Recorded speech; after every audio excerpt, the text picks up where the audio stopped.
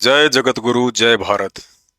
पूर्ण परमात्मा सतगुरु रामपाल जी भगवान से नाम उपदेश प्राप्त करने के बाद भगत ने घर पर दरबार साहिब में क्या क्या वस्तु रखनी चाहिए। गुरुदेव भगवान कहते हैं, गुरु को पूर्ण ब्रह्म कर जाने और भाव कभू नहीं आने। कबीर परमात्मा के सत भक्ति विधान अनुसार कबीर परमात्मा सतलोक से चलकर स्वयं ही 21 ब्रह्मांड में संत रूप धारण करके आत्माओं को काल के जाल से भक्ति करवाकर पूर्ण मोक्ष प्राप्त करवाने के लिए आते हैं। अर्थात गुरु ही पूर्ण ब्रह्म परमात्मा होता है। इस कटु सत्य के अलावा एक सुयोग्य भगत के मन में सौपन में भी दूसरा भाव नहीं आना चाहिए कि मेरे गुरु के अलावा कोई अन्य और भी कबीर भगवान कहीं होगा।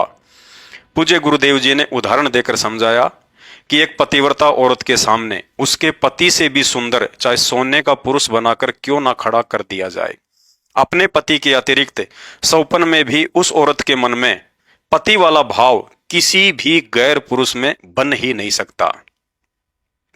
ठीक इसी तरह पूर्ण सतगुरु से उपदेश प्राप्त भगत ने अपने सतगुरु को ही परमात्मा मानकर दरबार साहिब में अकेले उन्हीं की तस्वीर रखकर पूजा करनी होती है।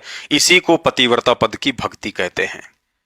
यदि पतिव्रता पद की जानकारी के अभाव में किसी भगत के पास पहले से आश्रम या नामदान केंद्र से प्राप्त कोई ऐसी तस्वीर है जिसमें पूज्य गुरुदेव भगवान सतगुरु रामपाल जी के अलावा आदरणीय गरीबदास जी महाराज, आदरणीय राम देवानंद जी, आदरणीय पंडित चितानंद जी या कबीर साहिब की हाथ से बनाई हुई दाढ़ी मूछ वाली 650 साल पुरानी काल्पनिक फोटो दरबार साहिब में विराजमान है, तो पतिव्रता पद के लिए उस भगत आत्मा ने पतिव्रता धर्म का पालन करते हुए दरबार साहिब से उन सभी तस्वीरों को हटाकर अकेले अपने गुरुदेव सतगुरु रामपाल जी भगवान की ही एकमात्र तस्वीर विराजमान करनी है। क्योंकि पूर्ण मोक्ष प्राप्ति के लिए पूजा केवल एकमात्र उसी परमपिता परमेश्वर कबीर साहिब जी की करनी है जो कबीर साहिब वर्तमान में 8 सितंबर 1951 से सतगुरु रामपाल जी के नाम से भारतवर्ष की पावन भूमि पर सतगुरु रूप में स्वयं ही प्रकट हैं, जिनके बराबर दैवीय शक्ति सकल सृष्टि में अन्य कोई और नहीं है। भाई और बहनों, दरबार साहिब से पूज्य गुरुदेव भगवान की तस्वीर के अतिरिक्त हटाई गई अन्य तस्वीरों को थोड़ा थोड़ा देसी घी लगाकर अग्नि में स्वाह कर देना है या बहते हुए किसी नदी या नहर के जल में जल प्रवाह कर देना है। आदरणीय गरीबदास जी महाराज कहते हैं, सतगुरु और साहिब एक है दूजा ब्रह्म विरोध, बिना सतगुरु सूझे नहीं चाहे पढ़ो 18 बोध। अर्थात यदि साधक अपने सतगुरु के अलावा किसी और में कबीर जी के दर्शन करता है या अपने सतगुरु के अलावा यह मानता है कि असली कबीर भगवान तो सतलोक में बैठे हैं तथा संत रामपाल जी तो कबीर जी के द्वारा सतलोक से भेजे गए कोई अवतार या उनके संदेश वाहक हैं, तो इस तरह की घटिया सोच उस साधक के जीवन की सबसे बड़ी महाभूल होगी।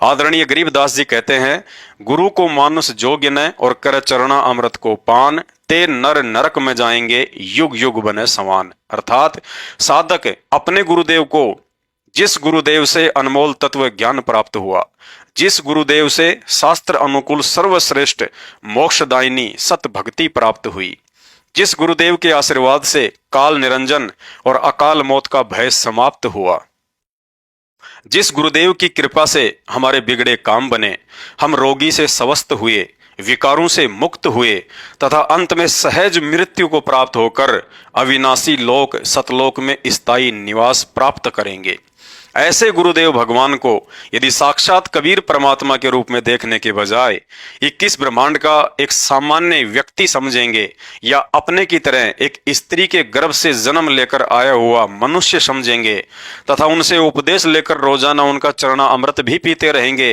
तो आदरणीय गरीबदास जी महाराज जी ने स्पष्ट कहा है कि ऐसे भगत उस तत्वदर्शी संत की आजीवन भक्ति करते करते भी मरने के बाद घोर नरक में और उसके बाद धरती पर युगों युगों तक कुत्ते का शरीर प्राप्त करके महाकष्ट भोगने को मजबूर होंगे। पूज्य गुरुदेव भगवान ने बताया कि उपदेश प्राप्त करने के बाद भगत के लिए मंत्र जाप करने के अलावा प्रतिदिन घर पर 5 यज्ञ करने का भी विधान है।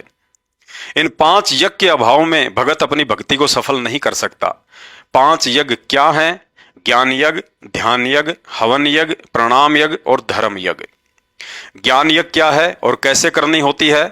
धरती पर पूर्ण सतगुरु के रूप में प्रकट कबीर साहिब जी के सत्संगों को प्रतिदिन कम से कम 1 घंटे सुनना तथा उनके द्वारा लिखित पवित्र पुस्तकों का पठन पाठन करना, अर्थात सतगुरु रामपाल जी भगवान के सत्संग सुनना और उन्हीं के द्वारा लिखित शास्त्रों का पठन पाठन करना और उन वचनों के अनुसार ही अपने सांसारिक व आध्यात्मिक जीवन को जीना ज्ञान यज्ञ कहलाता है।